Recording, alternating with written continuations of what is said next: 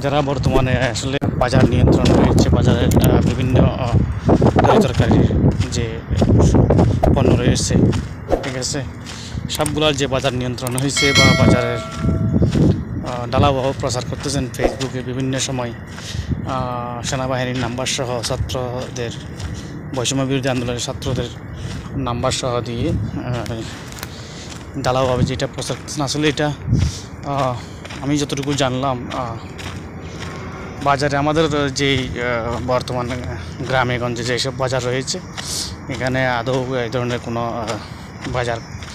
বাজারের মানে পণ্যের যে রেট কমেছে বা তরকারির রেট কমেছে এরকম কোনো ইয়া নেই আসলে। আমি অনেক ইয়াতে জাস্টিফাই করে দেখলাম, আসলে সেটি এখনও পর্যন্ত কোনো জায়গায় কার্যকর হয়েছে বলে আমার মনে হয়।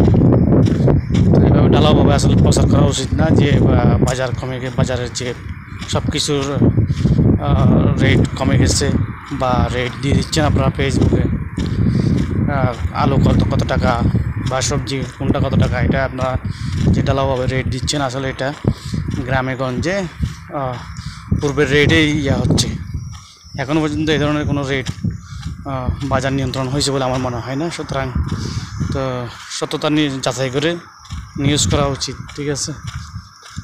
তো এই ধরনের বিষয় নিয়ে আমি আসলে আমরা নিজেরাও এগুলো অবজার্ভ করতেছি। যখন আমরা ফ্যামিলি থেকে জিজ্ঞেস করি আসলে মানে এখন বাজারের পরিস্থিতি কেমন, ওদেরকে আমরা বলতেছি সব জায়গায় পণ্যের রেট কমে গেছে বা সব কিছুর রেট নিয়মের মধ্যে চলে আসছে। এখন তো তোমাদের টাকা পয়সা খরচ বেশি হওয়ার কোনো কথা না। তো সেই জায়গা থেকে অনেক সময় আমাদের দেখা যায় যে কি আসলে ওদের সাথে তর্ক বিতর্ক হয়। তো এগুলো নিয়ে এই ধরনের কোনো নিউজ করবেন না যেটা এখনও পর্যন্ত কার্যক্রম করা সম্ভব হয়নি বা সম্পন্ন হয়নি।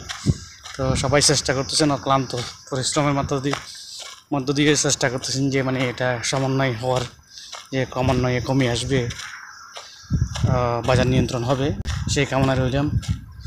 তো আসলে আমরাও চাই, আমরা সাধারণ মানুষ, সবাই কেটে খাওয়া মানুষ, আমরা সবাই চাই যে কি যে বাজার নিয়ন্ত্রণ না থাকায় যে একটা সমস্যা হচ্ছে আমাদের মাঝে।